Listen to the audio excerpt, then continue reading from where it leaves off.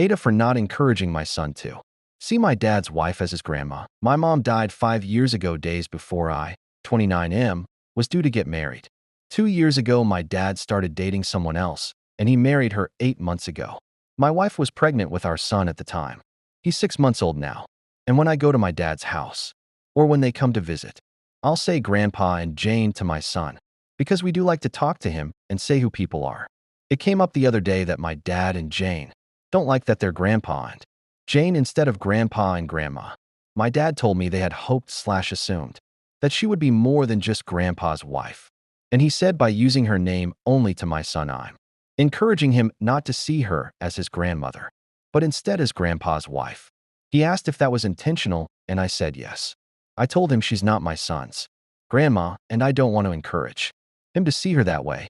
I said it's nothing personal, but she's not Mom. And other than my wife's Mom, there is no other grandma.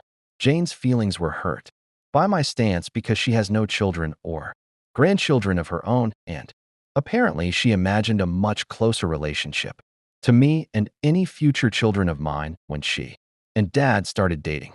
She said her wish wasn't to become my mom, but to take on matriarchal role in the family and to become grandma to any grandkids.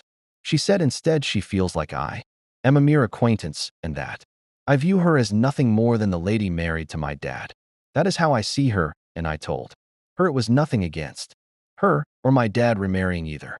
But I'm an adult who is not dependent on Dad, and she came around years after I moved out, and I do not see her in a matriarchal position in my family or as a new grandparent for my children. I told her that will always be for my parents and my wife's parents.